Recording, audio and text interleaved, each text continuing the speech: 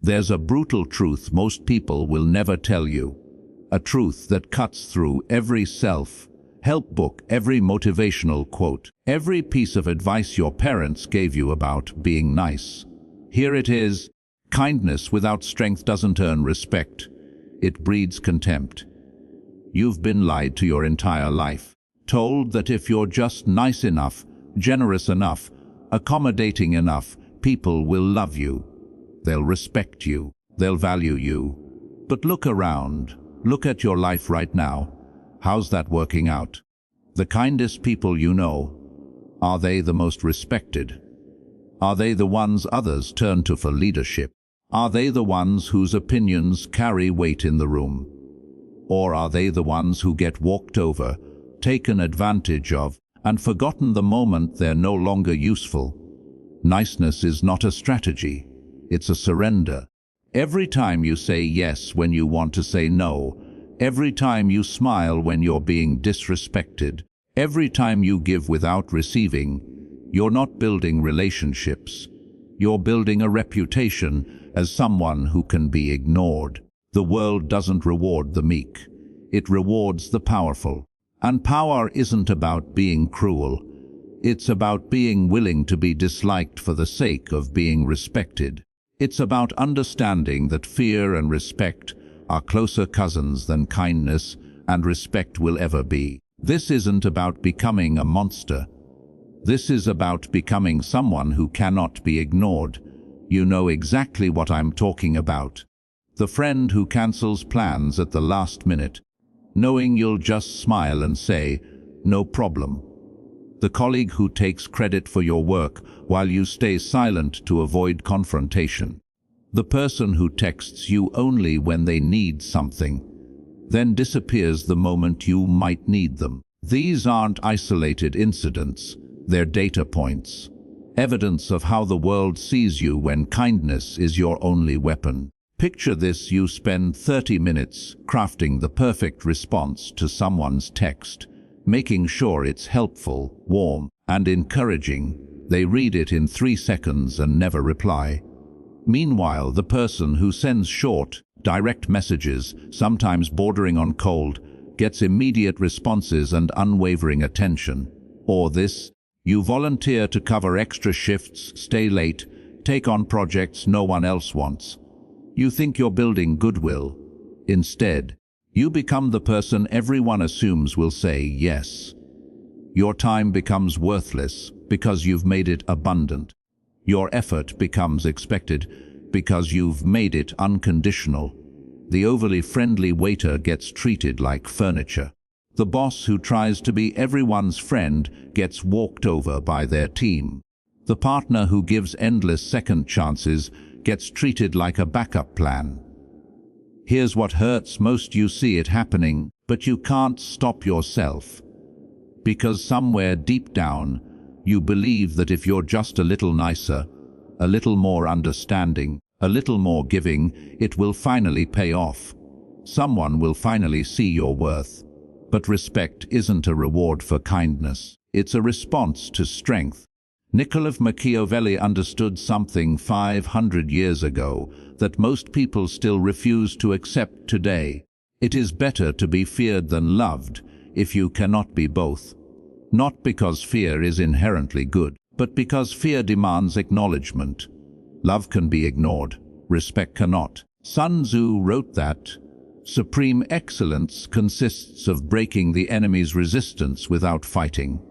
The enemy here isn't other people. It's the part of you that believes being agreeable is the path to being valued. Modern psychology confirms what these masters of human nature knew instinctively. Robert Cialdini's research on influence shows that scarcity creates value. What's abundant is dismissed. What's rare is treasured. Your kindness, when unlimited, becomes worthless. Your approval, when guaranteed, loses all power. Studies in social dynamics reveal that groups naturally organize around dominance hierarchies. The person who sets boundaries rises. The person who has none falls. This isn't cruelty. It's biology. It's how humans have survived and thrived for millennia. The harsh truth is that people respect what they fear losing more than what they're guaranteed to have. They value the opinion of someone who might withhold it more than someone who gives it freely. They follow the leader who might say no more than the one who always says yes. This isn't about manipulation. It's about understanding reality. The reality is that strength, not sweetness, builds the foundation for genuine respect. There are two versions of you, the weak version and the strong version. They inhabit the same body, but they live in completely different worlds. The weak version pleads for approval, apologizes for existing, says sorry before stating an opinion, gives endlessly and receives scraps, smiles through disrespect and calls it kindness, fears conflict more than being forgotten. This version believes that being liked is more important than being respected. The strong version commands presence, speaks with authority, states opinions as facts worth considering, gives strategically and receives abundantly, maintains dignity even when it costs relationships, welcomes conflict as a tool for clarity. This version knows that being respected creates the possibility of being genuinely liked. Same person, same capabilities, different choices. The weak version gets invited to give rides, lend money, and provide emotional labor. The strong version gets invited to make decisions, lead projects, and shape outcomes. The weak version is everyone's friend and no one's priority. The strong version has fewer friends, but commands unwavering loyalty from those who earn their trust. The weak version fears being alone and ends up ignored. The strong version is comfortable being alone and rarely lacks meaningful company. Which version are you living as right now? Which version do you want to become? Here's the first principle that changes everything. Respect isn't given, it's taken. Not stolen, not demanded, but claimed through consistent demonstration of worth and boundaries. Every interaction is a negotiation. Every relationship is a power dynamic. Every conversation contains subtle tests of where you stand in the hierarchy. Most people fail these tests without even knowing they're being tested. When someone shows up late to meet you, they're testing whether your time has value. When they interrupt you mid-sentence, they're testing whether your words carry weight. When they make plans without consulting you, they're testing whether your input matters. Your response to these tests determines your position. Smile and accommodate, and you've communicated that disrespecting you has no consequences. Set a boundary and enforce it, and you've communicated that you have standards. Respect is a muscle. The more you exercise it, the stronger it becomes. The more you demand it, the more naturally it flows toward you. Start with small moments. The person who cuts in line, the friend who borrows without returning, the colleague who dismisses your ideas. Don't seek permission to be respected. Don't wait for others to recognize your worth. Decide you deserve respect, then act like someone who does. Carry yourself like someone whose time, attention, and approval have value. Because they do. The second principle cuts even deeper. What you withhold creates more respect than what you give. This inverts everything you've been taught about relationships and success. Your attention is your most valuable currency. Spend it carelessly, and it becomes worthless. Spend it strategically, and it becomes precious. The person who responds to every text immediately has less influence than the one who responds thoughtfully and selectively. Your approval carries weight only when it's uncertain. The friend who celebrates every minor achievement becomes background noise. The mentor who gives praise sparingly creates moments that feel transformational. Your availability determines your value. The person who can always be reached becomes taken for granted. The person who maintains boundaries around their time becomes someone worth scheduling around. This isn't about playing games. It's about understanding scarcity psychology. People want what they can't have. They value what they might lose. They respect what they have to earn. Watch how differently people treat the friend who's always free versus the one who might be busy. Notice how much more seriously people take the advice of someone who doesn't give it constantly versus someone who offers opinions freely. Withholding isn't withholding love or basic human decency. It's withholding automatic access. It's withholding guaranteed responses. It's withholding the assumption that you'll always be there regardless of how you're treated. Start saying no to requests that don't serve you. Start delaying responses to non-urgent communications. Start making people earn your energy instead of giving it away for free. Scarcity creates value, always. The third principle challenges your deepest beliefs about human connections. It's better to be feared than loved, if you must choose. But fear, properly understood, isn't about intimidation. It's about respect for consequences. People fear disappointing someone they respect.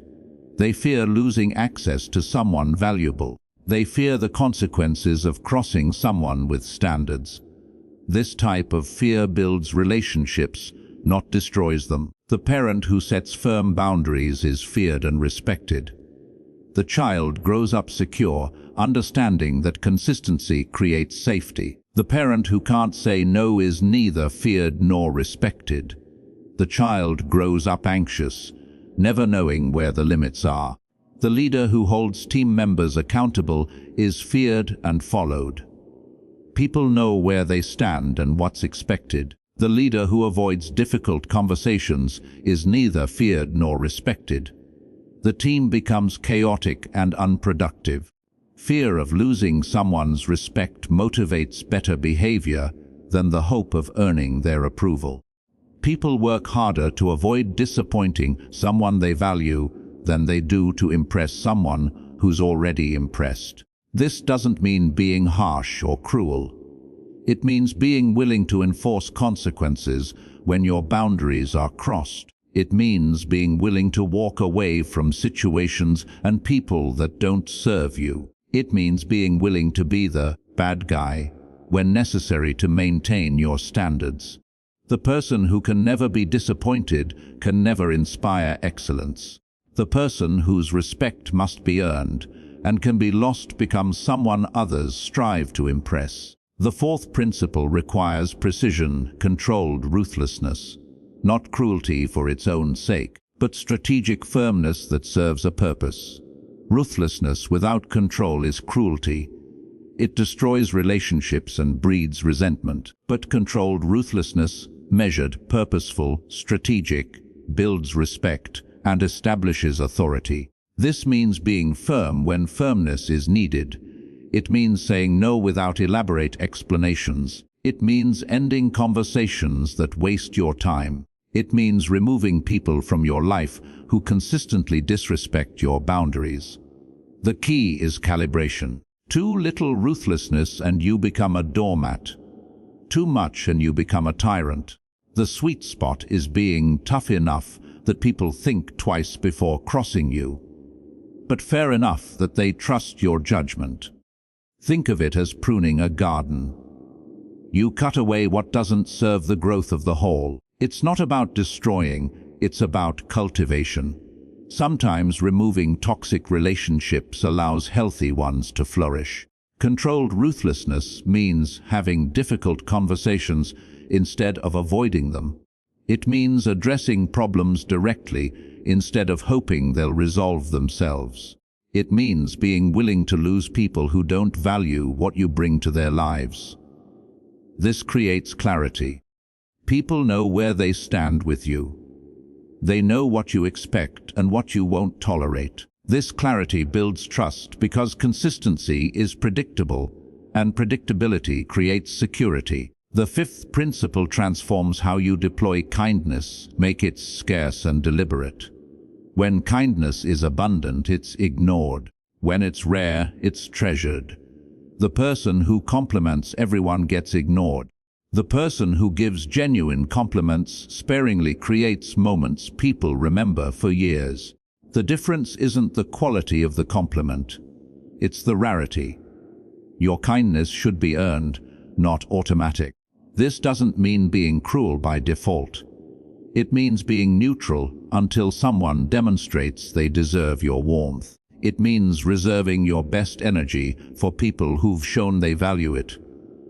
When you're kind to everyone equally, you're kind to no one meaningfully. When you're strategically kind to those who've earned it, your kindness becomes a reward worth pursuing. People work harder for approval that isn't guaranteed than for automatic approval. They value feedback from someone whose opinion matters more than feedback from someone who validates everything. This creates a positive cycle. People treat you better to earn your kindness. Your improved treatment of them makes your kindness more genuine when you give it. The relationship improves because both parties have skin in the game. Start being more selective with your warmth. Save your best energy for people who reciprocate. Watch how differently people treat you when your kindness becomes something to be earned, rather than something to be expected. The sixth principle builds the foundation of respect. Boundaries are not suggestions. They're laws, and laws without enforcement are just wishes. Every boundary you fail to enforce teaches people that your boundaries are optional. Every time you accept behavior that crosses your stated limits, you communicate that your limits don't actually exist. Boundaries without consequences are just requests, and requests can be ignored without penalty. Laws, however, have predictable results when broken. This means deciding what you will and won't accept, then consistently enforcing those decisions regardless of who crosses the line. It doesn't matter if it's your boss, your best friend, or your family member. Consistency is what creates respect. People test boundaries constantly. They want to know where the real limits are, not where you say they are. The person who enforces boundaries fairly but firmly earns respect. The person who states boundaries but doesn't enforce them earns contempt. Start with small boundaries. The friend who shows up late. The colleague who interrupts. The family member who gives unsolicited advice. Enforce consequences consistently and watch how quickly people adjust their behavior. Your boundaries define your self-respect. When you protect them, you protect your dignity. When you abandon them, you abandon yourself. The seventh principle operates in the subtle realm of nonverbal communication. Dominance displays create subconscious respect. Small signals communicate massive truths about your position. The way you walk into a room, the pace of your speech, the steadiness of your eye contact, the firmness of your handshake. These micro signals register below conscious awareness but shape how others perceive and treat you. Confident body language isn't about arrogance. It's about occupying space like you belong there. It's about moving deliberately rather than frantically. It's about speaking at a pace that suggests your words are worth hearing completely. The person who speaks quickly and fills the silence with nervous laughter gets interrupted. The person who speaks deliberately and lets silence exist gets listened to. The difference isn't the content, it's the delivery. Eye contact holds particular power. The person who looks away first in a conversation subtly communicates lower status. The person who maintains appropriate eye contact communicates confidence and equality. Your physical presence communicates before you say a word. Stand tall, move purposefully. Take up appropriate space. Let your nonverbal communication match the respect you want to receive. These aren't tricks or manipulation tactics. They're alignment tools. They help your external presentation match your internal worth. When your body language communicates confidence, people respond with respect. The eighth principle builds long-term influence. Your reputation precedes you into every room. Build it carefully, because it's your most valuable asset. People form opinions about you before they meet you. They hear stories, observe how others treat you, and notice how you handle conflicts. By the time you interact directly, they've already decided how to treat you. This means every interaction matters, every boundary you enforce or abandon, every standard you maintain or compromise, every promise you keep or break. All of it contributes to the story people tell about who you are. The person with a reputation for strength gets treated with strength in mind. People think twice before disrespecting them because they know there will be consequences. The person with a reputation for weakness gets tested constantly because people know they can get away with it. Your reputation should communicate that you're fair but firm, generous but not knave, kind but not weak, someone who rewards good behavior and doesn't tolerate bad behavior. This takes time to build but pays dividends forever. When your reputation does the work for you, you don't have to prove your worth in every interaction. People assume your value because others have confirmed it. Protect your reputation like you protect your bank account. Every withdrawal must be worth the cost. Every deposit should compound over time. Now a moment of clarity. This knowledge carries responsibility.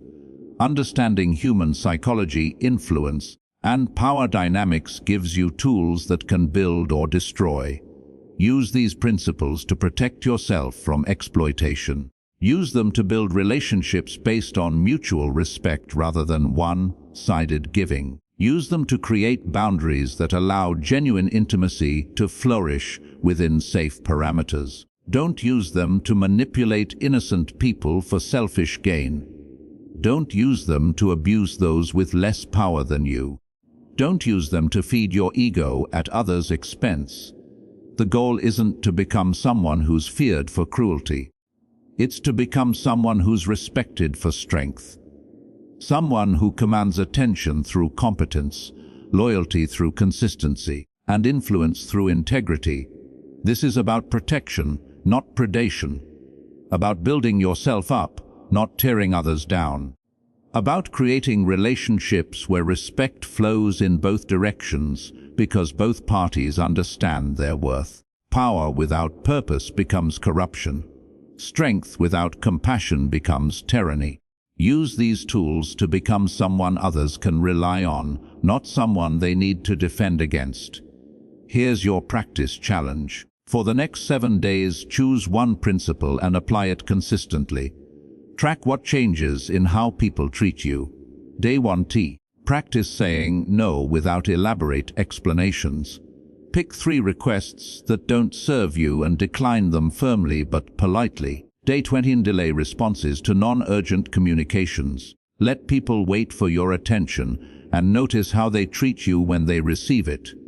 Day 3. Set one boundary and enforce it regardless of who crosses it. Watch how quickly people adjust their behavior. Day 4. Practice controlled ruthlessness. Have one difficult conversation you've been avoiding. Day 50. Make your kindness selective. Give your best energy only to people who've earned it through their treatment of you. Day 6. Work on your nonverbal dominance displays. Walk, speak, and carry yourself like someone whose presence matters. Day 7. Protect your reputation. Make one decision based on long-term respect rather than short-term approval. Document what happens. How do people respond differently? How do you feel about yourself? What resistance do you notice, both from others and from within yourself? This isn't theory, it's practice. And practice creates transformation. Imagine yourself 1 year from now. You've internalized these principles. You've built relationships based on mutual respect, rather than one-sided giving. You've created boundaries that protect your energy and attract people who value what you offer. You walk into rooms and people notice. Not because you demand attention, but because you command it naturally. Your opinions carry weight because you don't share them carelessly. Your approval means something because it's not guaranteed. You're surrounded by people who treat you well because treating you well is the only way to maintain access to your time and energy. You've removed people who took advantage of your kindness because you no longer tolerate being undervalued. Your relationships are deeper because they're built on choice rather than habit. People are in your life because they add value, not because you're afraid to lose them. You give generously to those who've earned it, and you sleep peacefully knowing you're not being exploited. You've become someone who cannot be ignored, not through aggression or manipulation, but through strength and self-respect. You've learned that being kind doesn't require being weak, and being respected doesn't require being cruel. This future isn't guaranteed. It's earned through consistent application of principles that most people are too afraid to implement. But you're not most people. You're someone willing to choose respect over approval, boundaries over acceptance, strength over sweetness. You are no longer the person who accepts crumbs and calls it kindness. You're no longer the one who gives endlessly and receives scraps. You're no longer the doormat disguised as a good person. You are someone who understands your worth and insists others recognize it too. Someone who builds relationships on mutual respect rather than one-sided sacrifice. Someone who commands attention through presence, not desperation. This transformation isn't about becoming someone new. It's about becoming who you were always meant to be before the world convinced you that weakness was virtue and boundaries were selfish. You have everything you need to command respect. The knowledge, the tools, the principles. What remains is the decision to implement them consistently, regardless of initial resistance from others or discomfort within yourself. The person reading this isn't the same person who started reading it. You now see dynamics you couldn't see before. You understand options you didn't know existed. You have permission to value yourself in ways you previously thought were wrong. You are reborn as someone who cannot be taken advantage of. Someone whose time, attention, and approval have real value because you treat them as valuable. Someone who builds relationships that serve both parties, because you no longer accept relationships that serve only others. This is your emergence, your graduation from victim to victor, your transformation from someone who thinks things happen to someone who makes things happen.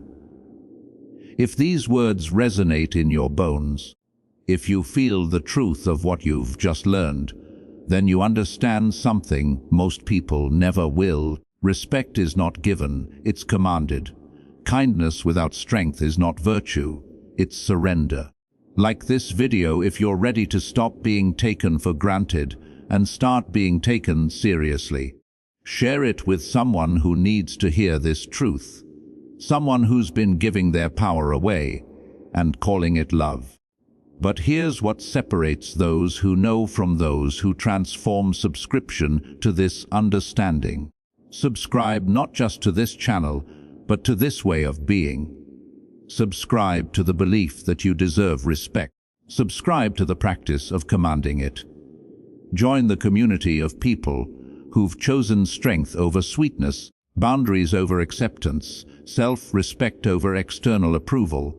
This isn't just content. It's a movement of people who refuse to be overlooked, undervalued, and taken for granted. Your transformation starts the moment you decide you're worth respecting. Everything else is just technique, but that decision, that commitment to your own worth, that's where real power begins. The choice is yours. Stay comfortable in familiar patterns of being ignored, or step into the discomfort of being respected. Most will choose comfort, but you're not most people. You're someone who commands respect. Act like it.